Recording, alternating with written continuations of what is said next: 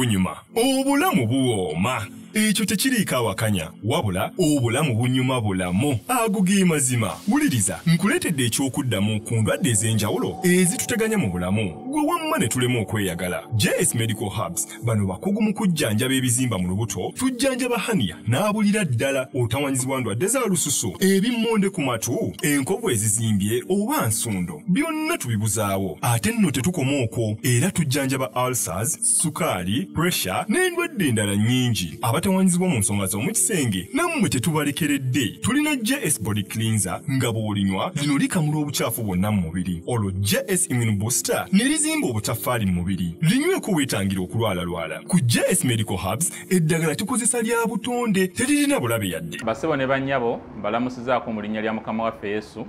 Yenze Musawo John Sewanyana wano ku JS Medical Hubs. Njagala okujjukiza ekintu kimu nti obulamu buli mu ngalo zo. Byolya ku sowaani yo oba byonywa mu kikopo kyo bye bigenda okusalawo onaabeera mulamu oba onaabeera wandwadde. Tukuyita wano ku JS Medical Hubs tukujjanjaba endwadde. Jjukira nti ffe tujjanjaba ensibuko, tujjanjaba cause, tetujjanjaba symptoms. Tukuyita jangu ojjanjabwa endwadde yo wano ku JS Medical Hubs ojja kuwona mu linnya lya Yesu Kristo. Amina. Tusangibwa Nansana okumpi ne Nansana Business Center oba tufune ku simu zino wammanga noti 7 bisatu nkaga mu 7 bisatu nkaga mu 2 oba noti 772 lwenda chenda mu mwenda noti 29. JS Medical Hubs for health and skin solutions.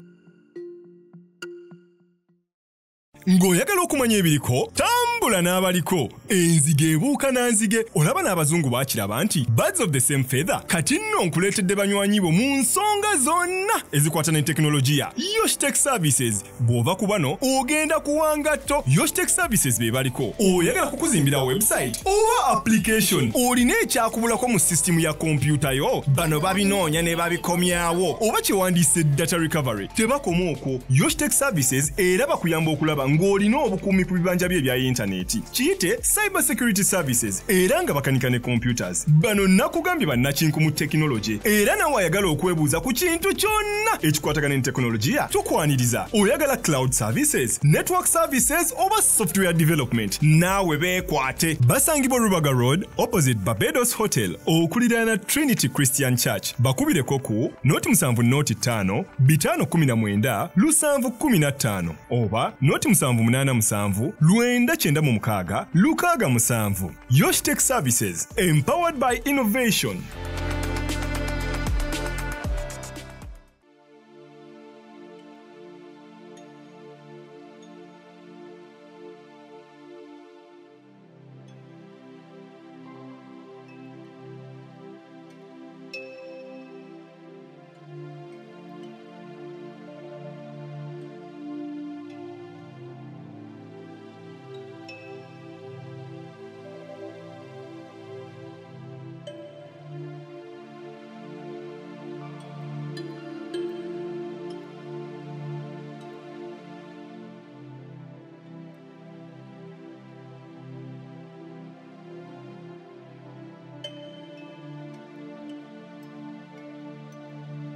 Okyali ku 88 Katonnya Zetam Super FM nga ne goli na Simulala Daudi Kigando Musumba kuva mu Christian Focus Center.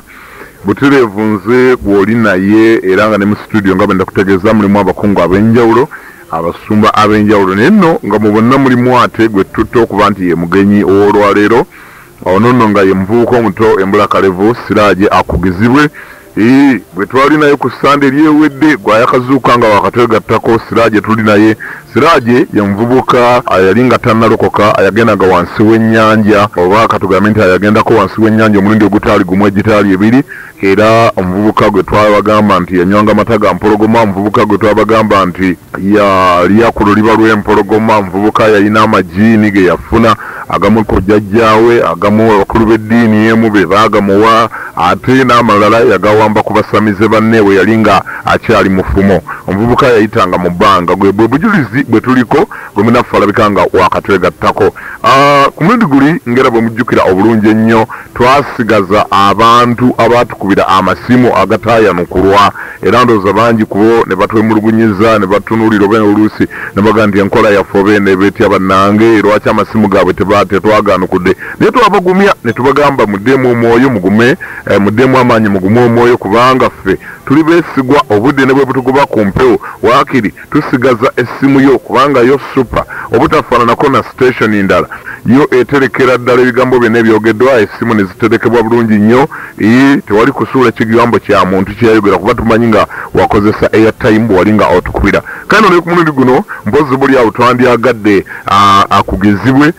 munnaffe tuleme nakoona nabudde yongera olamuse kuba tuwuliriza oba oli awo waliwo abaakazuukuka mbalamusizza mwenna abaakazuukuka mu linnya lya mukama waffe yesu wetereva akugezibwe abantu baagala tutandikire ku masimu gaabwe agaasigala oli abatuwuliriza tutuuse mukadde kakwanukula masimu agaasigala gatayanukuddwa era nga ne mukadde kano twagala kukwata ku bannaffe nga mukyala gwe bayita Katamba Maxi ndowooza gwe njagala okutandikirako y'omu ku baakuba amasimu Max Katamba yasinzira matugga ng'alina waataategeera bulungi alina waataamatira bulungi Max ng'agamba nti jjajjaawo kyewuunyisa ayakutwala okutendekebwa mu bufumo n'akusalira lugabire gye yakusalira eyo n'akuwa n'ekiremba kye yakuwa ayakola effort yonna yonna alabe ng'omwana we afuuka omufumo yava ku kyate okukuggyako ekiremba era n'erugabire jjajjaawo kiki ekyali kimunyizizza okutuuka okubitwala mu ddoboozi lye munnaffe ono yagamba bw'ati amannya Katamba Maxi Matuuka Katamba Max mukama waffe yeebazibwe ssebo oniira nnyo ate ssebo kye njagala okubuuza jjajjawe yamutwala okumutendeka mwebyo ebintu n'amusaanya eddagala mu lugabire neebeera ng'agitaddemu eddagala kaakati lwaki yamuggyako ekirembe ekyo ne mu lugabire yali agenderera ki ekyokubiri embuuza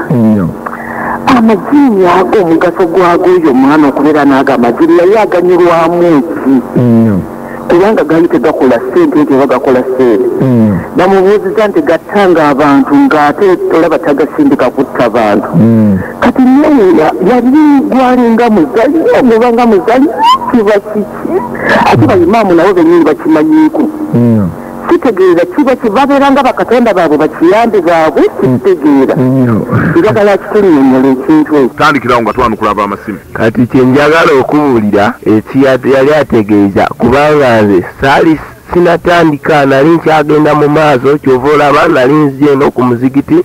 nsome mmalirize balyoke bankwase bulungi ntandike bulungi emirimu yange mwe nali ngisomedde bulungi kaakati mu kukuggyako ekiremba puroguramu kye yaliwo lwaki yabikuggyako abitwale yanzijjako ebirembe byasooka abitwale ale ngende nsome male abindize naye bwe natuuka nengamba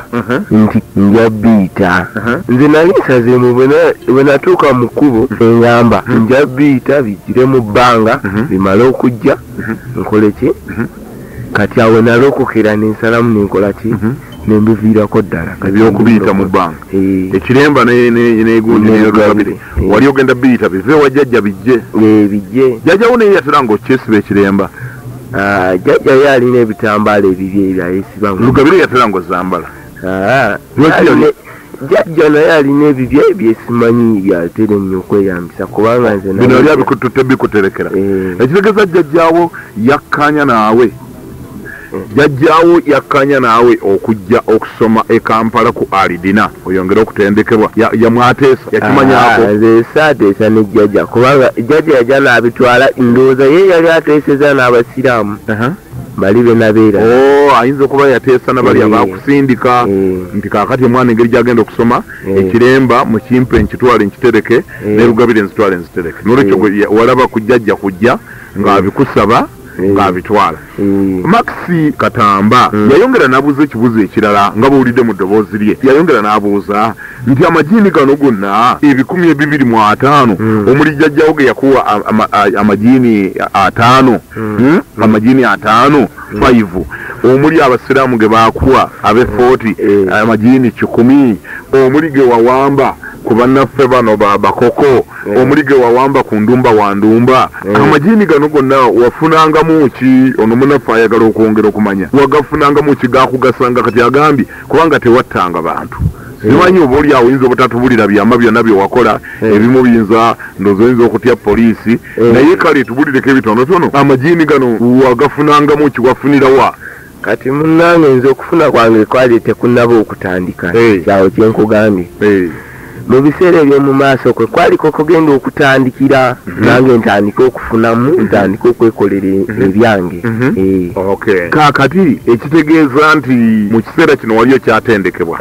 nali nkyatendekebwa bali abasamizi bannange okugenda obbalumba amajiini nali nyepimapima amaanyi ndabeyo bansobola wali oli mu kwepimapima amaanyi ng'okuŋŋanya amajiini naye nga ggwe oyagala kukolera ku levo ya waggulu basingako oyagala okukolera ku levo ya waggulu basinga kati emu ebyo wali byagezesa maanyi go kuyita mu bbanga okuwamba amajiini g'abanno ogenda okukama empologoma wali byagezesa olabire eddala obungi bw'amaanyi ge bwakafuna olyoka omulundi gumu otandika okukola lumu kati olunaku liri ejiini libaali bayita kapitapita mulelema mukyanga mufunika maagi libyali ligenda okukomawo katugambe ng'omuntu bw'aba amaze okusoma ng'ayambala digiri mpulidde nange bwe nali ngenda okubeera nga bantikira erinnya eryo kati ntandika eddala obusamizi obw'ekika ekyawaggulu ekika ekyawaggulu kakati ekyo ndowooza katooze nti abatuwuliriza Maxi bakuze mulungi naye Maxi ono yayongera n'abuuza ekibuuzo ekirala ekyamutabula ng'agamba nti wayogera ku majiini nti agamu bwagasanga mu mizikiti nabano bennyininyini bagatooza shaadu ate naye Kampala bwe wajja waliwo emizikiti muwalaba amajiini gano kakati ng'abuuza nti gwe mu kulaba kwo wali bwe baali wali ku mizikiti bayimaamu baabanga bakimanyiiko nti ku muzikiti gwawaawo waliwo amajiini kati kyengenda okubuulira waliko abantu abalala bo tebakitegeera kubanga amajiini wegagira oba abalala bajja kusaala ne baddayo ewaabwe ne baddayo eka abantu abantu ba bulijjo abakkiriza naye abalala ba international bali bonnyina ababeera abakulu babimanyi bulungi bobeera bamanyi nti wano tulina amajiini gaffe omwana oyo yagatukuumira yagasaaza ndowooza Maxi Katamba olabikira ddala nga bakuzemu bulungi nnyo ekibuuzo kye kyewabuuza ku mulundi guli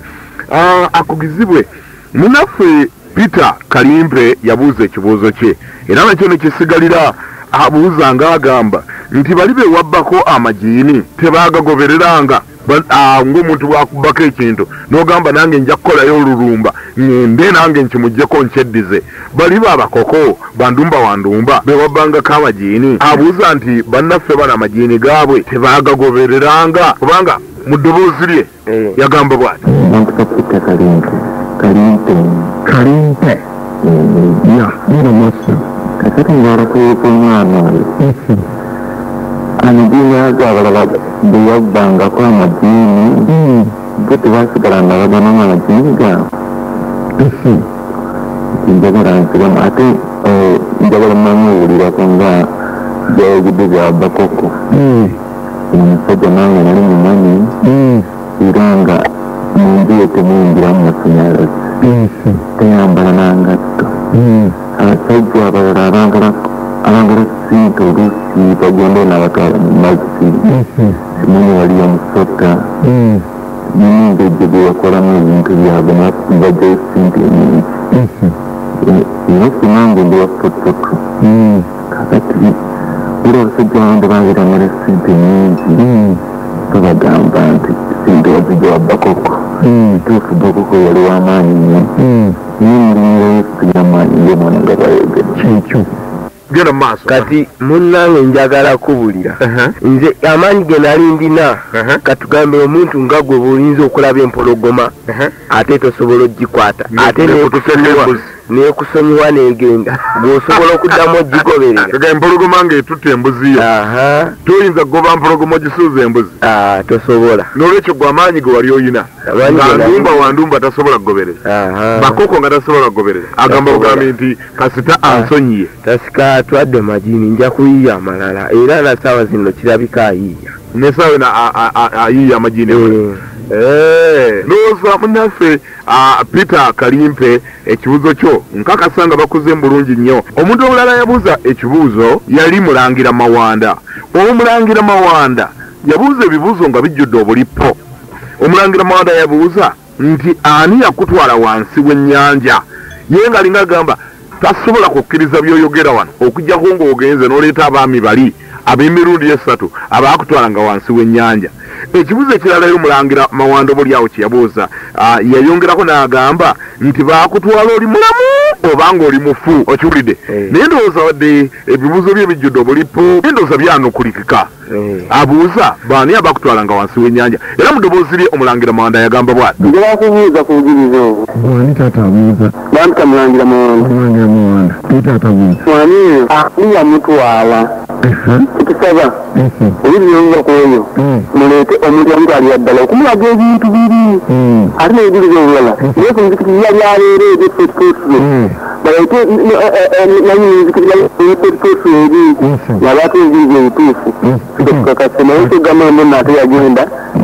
Ate ne bamuwa amagi abalala n'abaleeka effetutuulo abalala n'abaleeka eno. Akati tutuzaabiriza kakenda kakiri kimu. Mufune omuntu w'oku muzikiti gw'eri. Yali amugira asaalisa oba omuntu yamutwala afudde yamutwala mulamu yagenda atya yabutya mubanga bamutwala amuwadde ebisolo biri n'ebitaka yamutwala mulamu kola mufuutuzabiriza bamputa Mulangira Mawanda. Kati gwe wagamba ani yantwala wansi w'ennyanja nze ayantwala wansi w'ennyanja nali sinamulabako mu kusuubira okwange kati we nalokoka nsuubira gaali majini gajjaja gayampa ge gantwala wansi w'ennyanja ate nagenda ndi mulamu bwe nti ntunula ntegeera bulungi yambadde empale bulungi mwalinye pikipiki omuntu ng'agenda safaari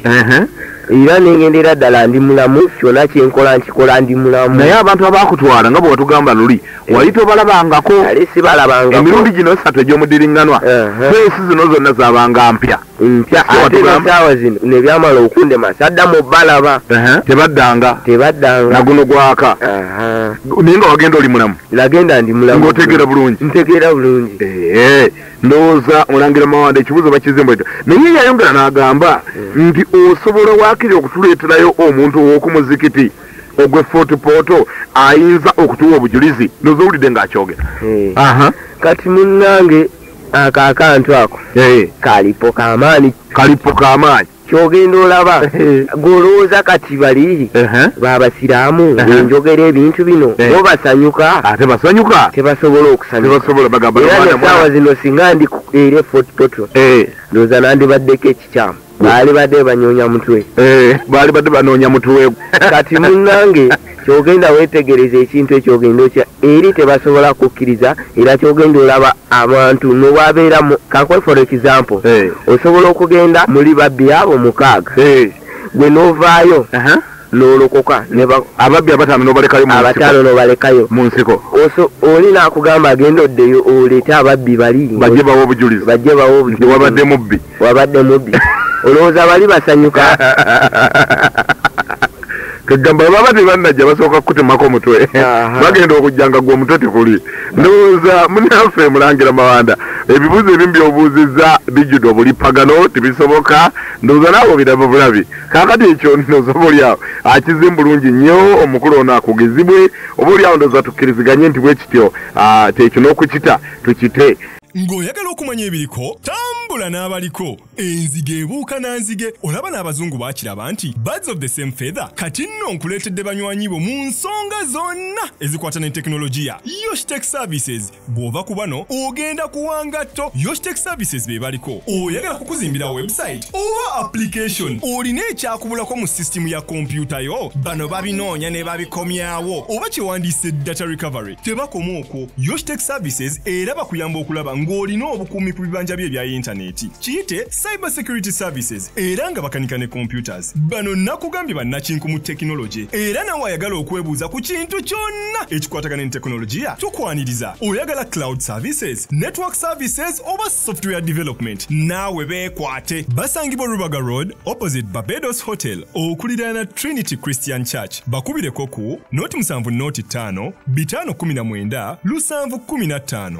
oba noti 787 996 667. Yosh Tech Services, empowered by innovation. Omulala yabuuza ye yagattamu obusungu, yagattamu ebigambo okubeera nti yabitegedde bulungi, kaŋŋamye nti yagattamu n'obwagazi. Ono yali Amina Nsereko, yasinzira Mengo. Amina Nsereko yatugamba, yabuuza ekibuuzo n'agamba nti lwaki olimba, ekigambo kye yatandikisa. Yagani mwana gwe lwaki olimba. Okiwulidde? Era mu ddoboozi lye Amina yagamba bw'ati. Bantu Amina Nsereko Mengo. Omwana oyo lwaki alimba nti emizikiti gye nagigireko amagini buli peyi yonna eriko amagini. Omwana oyo ate tolina okugamba nti peyi zonna ziriko amayembe. Kugamba ayagadde okuvumirira obusiraamu naye ate obusiraamu tebukyakugwawo. Omwana oli ayagadde okuvumirira obusiraamu nti nno emizikiti gyonna gigiddeko ki amagini nti era peyi zonna ziriko ki amagini. Ye pakabira n'agamba nti peyi okutwalako abasirikale batalako mayembe. Kubanga omwana ayagadde okuvumirira obusiraamu naye ate tajja kusobola olw'ensonga. Kakati maama owulirayo kano waliwo wagambiddeyo omwana mu kunyonnyola kwe simubadde owuliza bulungi agambye naye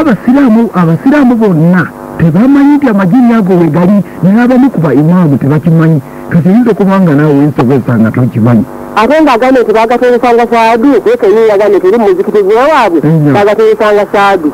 bwagambye. Kale nyawo bantu Amina Nsereko Mengo. Kale nyawo Amina ng'amaze okubuuza nti lwaki olimba, ebimu ku bibuuzo byabuuzizza obiwulire. Agambye nti oyinza otya okugamba nti toyireeti zonna ziriko amagini. Waye Siraaji wagamba nti zonna ziriko amagini oba ezimu? Era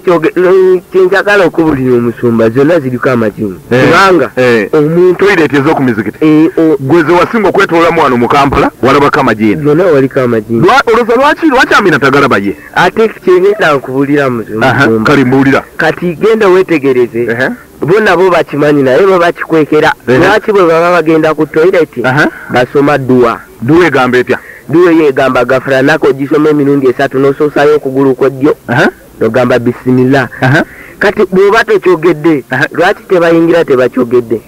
Baba batyaki? Baba batya amagini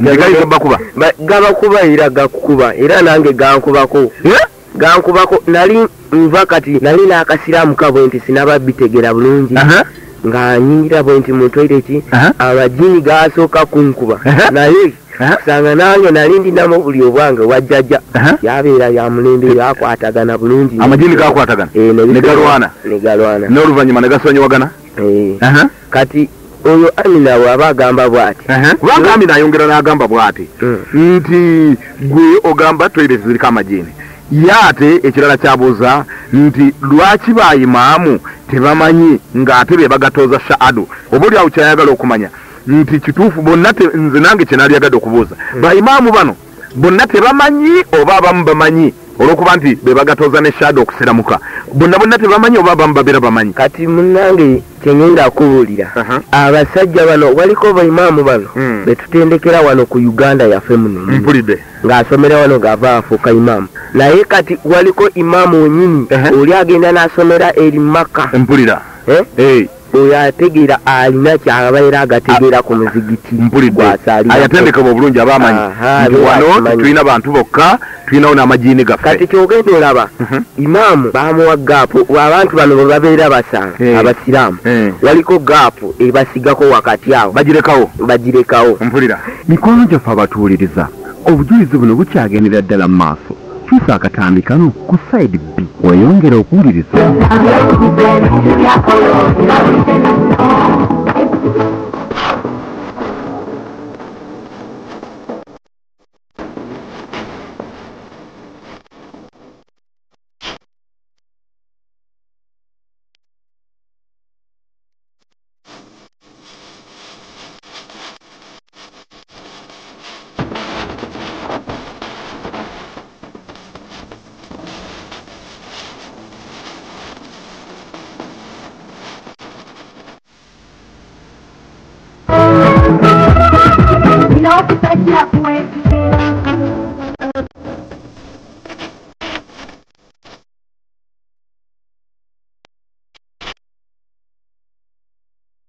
Nti awuliriza tukwaniriza nnyo ku sayidi ey'obujulizi bonna.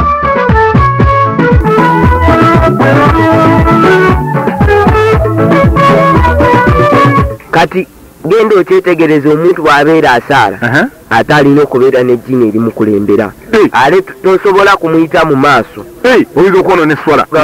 nga ejjini limukulembera limugayidinga oba libeera likolanga bodyguard libeera likulembera katugamba alinga imaamu bw'atuuka essaawa zigenze tekikkiriza omuntu okujja mu swala nga obudde bwayise dda bwayise te bw'aba asaala awo wakati awo waliko gaapu babimanyi bulungi abasiraamu gaapu yeesigalako wano olina okulaba akagere akasembayo akakaherere akannaswe agende ku munno n'oli aleeta akake temulekako gaapu wano omuswalirako swala yammwe eyammwe ey'abantu temulekako akantu ako obugere bwonna buteekwa okukwatagana mpulira kati eri gaapu yeba esigadde wali yeba ekola ki ebeere y'amajiini gaapu gye mulekawo yeba ey'amajiini naye mwe abantu muteekwa okukwatagana mwenna ne mugattagagana bugere amajiini go ne mugalekerawo gaapu yaabwe kwegamba temugakkiriza kujja wano wakati wammwe ate amajiini gatabeera naimaama ate nganze fototo bwe mbadde gyendi agange gabadde tegasaaliraawo gaapu babadde bagirekako naye nga tegajjaawo tegagendawo naye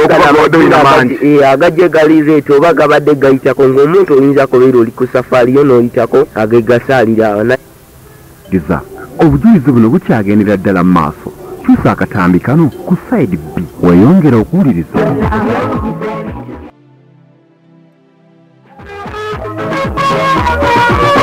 kati genda okyetegereza omuntu bw'abeera asaala ate alina okubeera n'ejjini erimukulembera ale tosobola kumuyita mu maaso oyinza okwonoona eswala nga ejjini limukulembera limugayidinga oba libeera likolanga bodyguard libeera likulembera katugamba alinga imaamu bw'atuuka essaawa zigenze tekikkiriza omuntu okujja mu swala nga obudde bwayise dda bwayise te bw'aba asaala awo wakati awo waliko gaapu babimanyi bulungi abasiraamu gaapu yeesigalako wano olina okulaba akagere akasembayo akakaherere akannaswe agende ku munno n'oli aleeta akake temulekako gaapu wano omuswalirako swala yammwe eyammwe ey'abantu temulekako akantu ako obugere bwonna buteekwa okukwatagana mpulira kati eri gaapu yeba esigadde wali yeba ekola ki ebeere y'amajiini gaapu gye mulekawo yeba ey'amajiini naye mwe abantu muteekwa okukwatagana mwenna ne mugattagagana bugere amajiini go ne mugalekerawo gaapu yaabwe kwegamba temugakkiriza kujja wano wakati wammwe ate amajiini gatabeera naimaama ate nganze fototo bwe mbadde gyendi agange gabadde tegasaaliraawo gaapu babadde bagirekako naye nga tegajjaawo tegagendawo naye agajje galireeta oba gabadde gayitako ng'omuntu oyinza kubeera oli ku safari yo n'oyitako agegasaaliraawo naye gano kyogamba nti waliwo amajiini agakyama ku muzikiti nga sigaawo gamanya nti waliyo eswala bwe gaba gabadde gayitawo buyise ne gawulira nti waliyo eswala ne gakyama ne gayimirira mu nkuubo ezo ne gasaala bulungi abaayi nga tebagamanyirako kakati ani asobola okugalaba olwo ani agalaba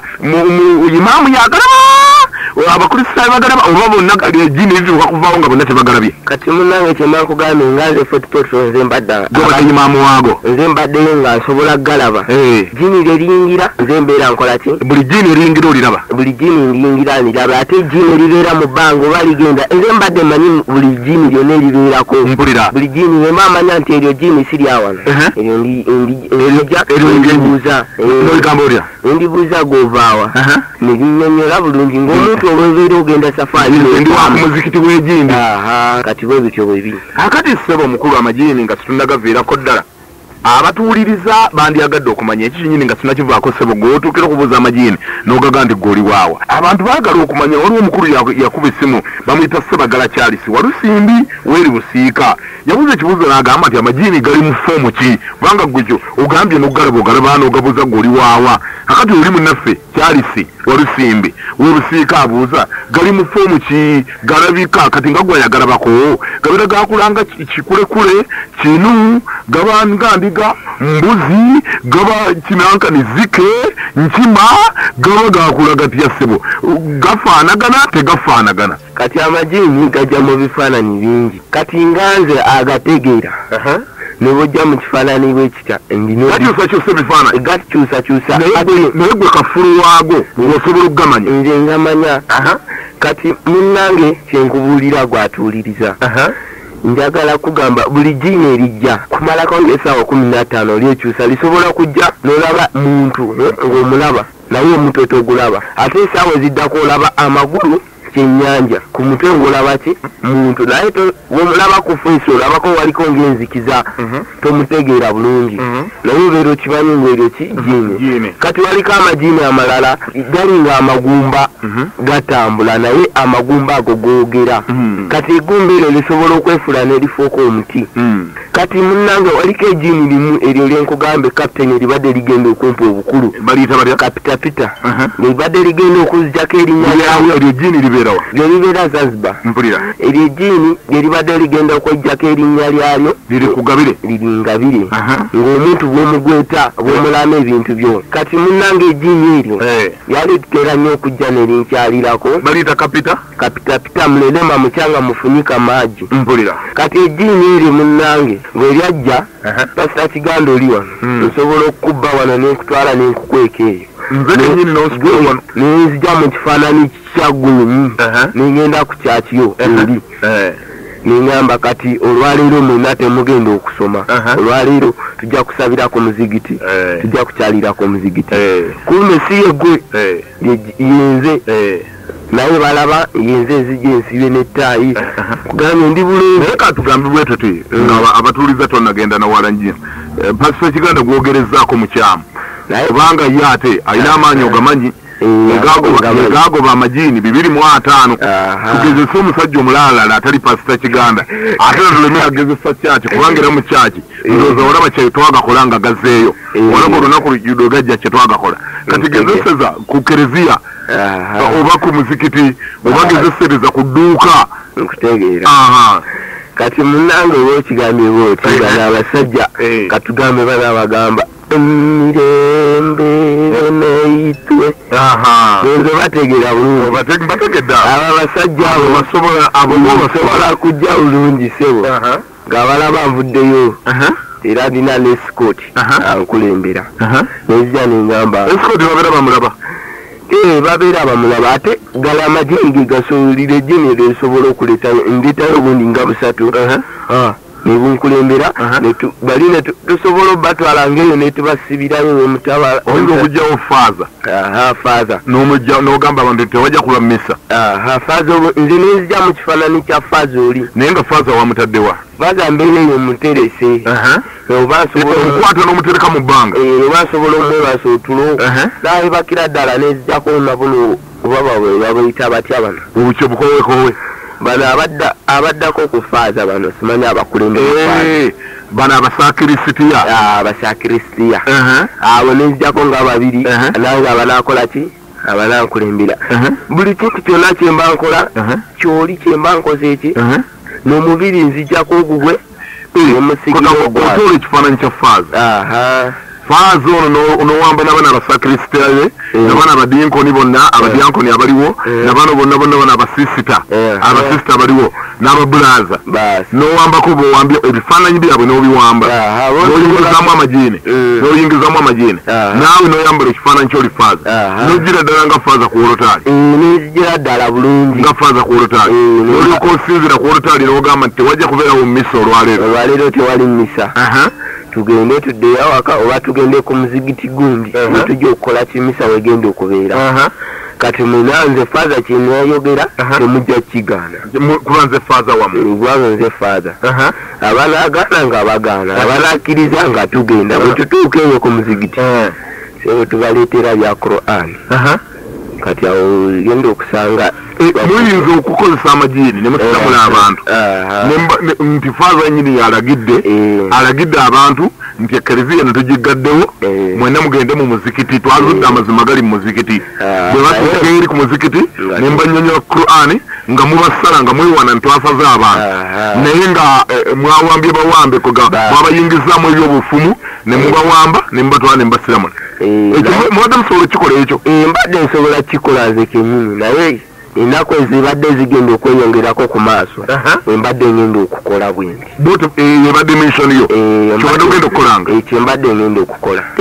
obulamu bunyuma obulamu buwooma ekyo tekiriiko awakanya wabula obulamu bunyuma bulamu ago ge mazima wuliriza nkuleetedde ekyokuddamu ku ndwadde ez'enjawulo ezituteganya mu bulamu gwe wamma ne tulema okweyagala. JS Medical Hubs bano bakugu mu kujjanjaba ebizimba mu lubuto, tujjanjaba hania n'abulira ddala otawanyizibwa ndwadde za lususu, ebimmonde ku matu, enkovu ezizimbye oba nsundo, byonna tubibuzaawo. Ate nno tetukoma okwo, era tujjanjaba ulcers, sukaali, pressure n'endwadde endala nnyingi. Abatawanyizibwa mu nsonga z'omukisenge nammwe tetubalekeredde. Tulina JS Body Cleanser nga bw'olinywa lino likamula obucaafu bwonna mu mubiri. Olwo JS Immune Booster ne lizimba obutafaali mu mubiri. Linyweko weetangira okulwalalwala. Ku JS Medical Hubs eddagala tukozesa lya butonde teririna bulabe yadde. Basebo ne bannyabo balamusizaako mu linnya lya Mukama waffe Yesu.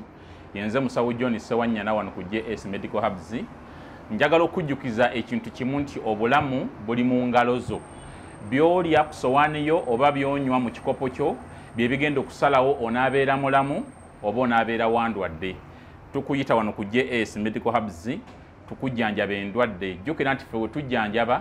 tujjanjaba ensibuko, tujjanjaba cause, tetujjanjaba symptoms. Tukuyita jangu ojjanjabwa endwadde yo wano ku JS Medical Hubs ojja kuwona mu linnya lya Yesu Kristo. Amina. Tusangibwa Nansana okumpi ne Nansana Business Center oba tufune ku simu zino wammanga noti 7 367 362 oba noti 772 999 noti 29. JS Medical Hubs for health and skin solutions.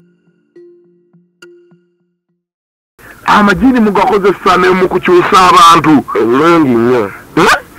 mugakozesa mu kukyusa abantu omuntu nalowooza nti muntu mune yamunnyonnyodde kumbe amajini ge gamunnyonnyodde abatuwuliriza ebigambo bitabuse kasita mubyewuliridde naye nga tukyagenda ddala mu maaso mukulu akugizibwe oba oli awo abantu bandyagadde okubakakasa kubanga okusinziira ku mukulu Mawanda ne mukyala Amina kyebagamba mulangira Mawanda ne Amina alinga agamba nti wagenderedde bugenderezi okwonoona eddiini oddira otya eddiini n'ogisiiga amajiini n'oddira eddiini yabwe gye baagala ngaki n'ogirireetinga n'amajiini gwe mukulaba kwo mwana gweyogera amazima olina olabanga obusiraamu bukwataganamu n'amajiini mukulaba kwo olabayo obusiraamu nga bukwatagana n'amajiini munnange kyenjagala okubulira oba ye yagamba ngu tewali majiini ku ddiini ya kisiraamu waliko Qur'an suratul Jinn sura 72 wagenda asome alyoka sura yakumeka 72 ye sura ya 72 suratul Jinn kwegamba eyongera okuleeta obukakafu nti bukolagana n'amajiini kubanga waliko sura egamba waliko amajiini amasirusiru n'amajiini amalungi ife abasiraamu bagayita amalongoofu tegeera mu Qur'ani mwennyini kyogamba bino obweta byonna byeyogera biri mu Qur'ani nti Qur'ani erina weegambira erina weesosolera amajiini ng'erabamu amalungi n'amakyamu weekiri kyawandiikibwa kaakati abatuwuliriza eky'omukisa omulungi akugizibwe yayise ne Qur'ani tuli nayo wano ndowooza nekyamuleetedde okuyita ne Qur'ani bye bigambo ebiringa ebya Amina Nsereko n'ebyomulangira Mawanda naddala ebya Amina Nsereko ebigamba nti omuvubuka ono ebigambo bye birabika nga birimu omupango ogw'okuvumaganya eddiini eno ayinza tegirireetinga n'amajiini okutuuka okutiisa bamuuminu oba abakkiriza batuuke n'okutyayo. Ndowooza nze nange okuva lekiri nti Qur'ani yayise nayo kamusabe agimbikkulire wano nze bw'agimbikkulira nze nja kubasomera nange nnyinamu ebitonotono byentegeera eky'omukisa omulungi Qur'ani yino gye yayise nayo ya luzungu ya luwarabu na luzungu ate oluzungu ndugaya bugaya nimbanga amekete ebinyeebwa oluwarabu ne bwe sirutegeere kuba lwonna lusomako kitono naye kansome endowooza oluzungu tujja kuvuunula abatuwuliriza atulagiridde tubikkule era n'atubikkulira nammwe abali muyinza okubikkula ezammwe okukakasa nti omuvubuka ono wamma abadde ayina ennyiriri ezimuwagira okukolagana n'amajiini mu ddiini ye gambye tubikkule surati yinni yessula y'ensanvu n'olunyiri olusooka kozi basooka batya auzu billahi mina shaitani rajim a'udhu billahi mina shaitani rajim kyogere nnyo munnange ekyange ndooza kiragayo a'udhu billahi mina shaitani rajim bisimillahi rahmani rahim kale katukwaze nze nange nja kusoma wano mu luzungu essula gy'ensome ya 72 bagiyita arigini the jini tebakikyusa nakiza mu luzungu oba mu luzungu bandikiise the ghosti emisambwa oba demonizi simanyi naye kati bano batuyamba bakireka mu lulimi wadde baali boogera olulimi olwawandikibwa wano oluzungu olugenda okusoma naye bakireka nga bagamba nti jini majini egamba aya esooka gye nsomye egamba nti say it has been revealed so to me a company of majini a company of genies listened to the Quran. They said we have really had a wonderful restart. Kansome aye mwamuga wenzivunula enegamba nkuli egamba nti gamba nti ffe ab'ekibiina ky'amayembe kubanga amayembe ndozaawo balibwe lwandibadde oluganda amajini kirabika luwarabu na luswayiri kale olunyi lugamba ife ab'ekibiina ky'amajiini kitubikkuliddwa olunyi lugamba gamba nti mbikkuliddwa nti fe ab'ekibiina ky'amajiini twawuliriza Qur'an mazima they said era ne tugamba we have really had a wonderful restart nti twawulira Qur'an eno banenga yakyewuujo ayi eyokubiri it gives guidance to the right era twagenda jiwulira ffe amajiini nga geganyumya bambi nga gegagamba amajiini gano nti ffe twagenda jiwuliriza mu butuufu ng'erungamya akatundu akadde kukagamba and we have believed therein era twagenda jiwuliriza Qur'an eno mu butuufu ng'ekkirizika naffe ne tugikkiriza we shall not join in worship any gods with our Lord nti n'olwekyo tetujja kwenkanyakanya katonda waffe na bakatonda balala majini nga gegagamba aya eyokusatu egamba and exalted in the majesty of our Lord he has taken neither a wife nor a son nti era twagenze kyetegereza bwe tuba bagulumiza katonda waffe mazima katonda waffe tatwalanga mukyala newankubadde omwana kyagamba tawasanga era tazaalanga bani ababinyumya bino amajini gegayogera amajini gegayogera ekitegeeza bulijjo ekitumenya kitumenyera bwereere abantu nga bagamba yesu si mwana wa katonda katonda tazaala nze nali ndowooza nti katonda yakyogera amajini gegakyogera amajini gagano nange ngalaba wano gegakyogera gagambye nti katonda tazaalanga era tazaalibwa mbu teyetwaliranga mukyala newankubadde omwana abatuwuliriza tusomye bwino temutuwalalira era temutuwalampa bwino ne Qur'an eyewo eri awo mu ddiiro lyo mu bookshelf gibikkule surati rijini y'ensanvu-mu-ebbiri ono agambye mbu amajini geganyumya okiwulidde Qur'an egandi gagano ganyumya emboozi yaago era gakkirira wansi ne gagamba amajini gano there were some foolish ones among us nti muffe majini mwalimu amagwagagwago amasirusiru who used it to utter extravagant lies against Allah nti abaateranga okwogera ebigambo by'obulimba kyokka nga ate tubyogera ku Allah mbu mugo amasiru okiwulidde gogewaddeko obujulizi nti mugo mulimu amagwagwa gatera okwogera ebigambo by'obulimba awo neweweebuuliza nga ne aya eyokusatu era nayo gagyogera mu bulimba okugamba nti katonda tazaalanga era tazaalibwanga talina mwana yadde omukyala oba oliawo bwe bumu ku bulimba bwe gayogera ayongera n'agamba but we do think that no man or genie ayi mukama katonda ayi okutandika egamba but we do think that no man or genie should say out that is untrue against Allah should say out that is untrue against Allah nti tiwandibadde ddala mazima twandigambye ffe amajini nti tiwandibaddeyo muntu yenna bannanga ayogera ebyobulimba nebitali bituufu ku katonda waffe ayi omukaaga egamba truly there were persons nti mutuufu waaliwo abantu among mankind who took shelter with persons among the genies oluzungu nsomera ddala lyo waffe olw'omukayembe primary school naganya okuleeta oluzungu olukalu ennyo nkatusomere n'olutegerekeka tegene nzaje adalu ya bulinga bintu abibuza nedda kansomoro tegerekeka agambye atya truly are persons among mankind who took shelter with the persons among the Jews, but they increased them into further error. Agambye ddala nti ddala mu bantu bannange ne mu bajini mufefa amajini mulimu ddala aboogera ebyobulimba era agambye nti bye boogera byongera ddala okuleeta ensobi aye omusanvu egamba and they came sebo bw'olaba nga ntuuse weeyagala abantu bawulirize ongamba nti ne bwokomaawo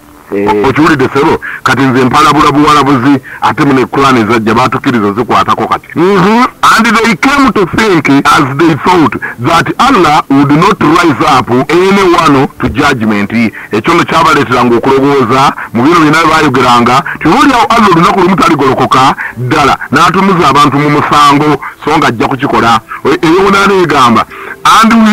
we pried into the secrets of heaven, but we found it filled with stained gods. Nti rafa amajini ni fe. Kaka nokogera mu Quran gaina ne sura namba nange njewunyiza. Nti rafa amajini ni fe mulaba. Twagezaako okulumika ebyama by'omu ggulu. Naye kyali kya mukisa mubi. Twasingana nga wali abakumi abamanyi ba malayika ne batulemesa. We found it filled with stained gods and flaming fires. Era twasanga n'omuliro ne gutulemesa fa amajini twali twagala kuyingira. Mugali galagala kubba byama eby'omuggulu kakati abakanyiri akadako kagamba we used indeed to sit there in hidden stations to steal a hearing, but anyone who listens now will find a flaming fire watching him in ambush. Ayi Mukama Katonda mbugoge wadeko obujulizi nga gagamba nti luli gagezanga kugenda ku bifuji eby'omuggulu ne gatuulaawo okulumika ebyama mbulenda zino gafuna obuzibu amajini gano mbugagezako kugenda mu ggulu okubbayo ekyama kyonna gasingana babalayika bali abagateeze nga balina omuliro n'omuliro ogwaka ate nga bagagudde mu ambushi mbulu tegagenda gagwa mu ambushi kakati olwo kyo kigafulannange kyembadde njagala okunyonyola mukyala Amina oyo kyabadde tanategeera ndowooza Quran yino nzija nayo okubaweera ddala bwino kubanga mu Quran walimu ogambira ngo amajini abasiramu mugamba waliko amajini amalongoofu n'amajini agataliki malongoofu kati aga malongoofu go bagayita batya era gagenda wa y'amalongoofu bagayita batya kati nze njagala kubuuza okubuuza ndi gosi majini nze kyenjagala kubulira mukyala Amina oba okimanyi waliko amajini amalongoofu n'agatali malongoofu nze nali nkulembera amajini amalongoofu temwayitanga ffe twayitaga amalongoofu naye nga mubutuufu wali amayembe amalongoofu n'agatali malongoofu ebyo mpulira basamize babyogera mbwoliwo amayembe amazadde n'aga kifaalu naye nga gwe mukulaba kuwo gonna amayembe onange mukyala Amina byebyo saagadde kuvumirira ddiini yammwe naye nze nkubulira ebyambaako eddiini yabo wagiyingiza mirembe wagifuddemu na mirembe awe gali luddawo gagalekayo nagalekayo 40 kakati abatuuze bandyagadde okumanya kati kino gwosobola okukyanukula ebbanga lyewamala ng'osaazanga amajini gano ng'era gwe maneja waago muzikiti gwawali 40 wafunayo ku loosi yonna ey'ejjiini nti ejjiini lyange lirino lirwadde oba lyafudde wali walabayo eryafa eryalwala kubanga gwoli manager tubulira mazima kubanga tigwomanyi sayansi w'amajini galwala kati munnange gwatuwuliriza kati njagala kunyonyola amajini bweriwulira ate tewali jini okugenda okulaba kulwala kwalyo awo liba ligwaddemu amaanyi liba lyagala musaayi kunywa linywa gwaki muligulira omusaayi gw'ente oba linywa gwaba linenyeza lyokka omusaayi lisobola okunywa omuntu ate nakyo ekyobuuza mpulira lisobola okwegendera ne linywa omusaayi awo litereera bulungi kwegamba limuyita erikaddiye oba oliweddemu amaanyi oba erina liba lyagala just musaayi lifuna omusaayi gw'omuntu awo litereera nga lyo litereera baganda litereera bulungi omusaayi guno omuntu nga bamukomodde gulaga wati ejjiini tirinza kuva eri ne ligukomberera kati munnange njagala kuwulira gwatuyingiza atulirira njagala kunyonyola waliko amayembe gano gano gabasamize bagira tulimbuka laba kantu katini kati kalinga olugalo lwange luno olusembayo eryo jembe eryo tebakulimbalimba ate waliko ejini liri lyonyini captain zigana linkulembera liri jini katugambye erimpewo ate kale osobola kateeka mu kibbo nekoogera ebintu naye akakati ako ago eryo jembe eryo nemuyita jembe naye nze nali nkulembera majini kugamba gwe toli ku level y'amayembe amayembe mukulaba kwa amayembe n'amajini galiwo agasinga amaanyi ate amajini gasingira ddala wala nnyo ku mayembe mpulidde abatuuliriza njagala kukkiriza bukkiriza nti ebibuuzo byonna nga bwe twabibuuza birabika nga bimulunguddwa bulungi byonna bannaffe ababibuuza ebibuuzo byammwe ebyasula obuli awo kyenjagala okwongerezaako nti mukyala mbona ye bwe yakuba essimu yakkiriziganya naawe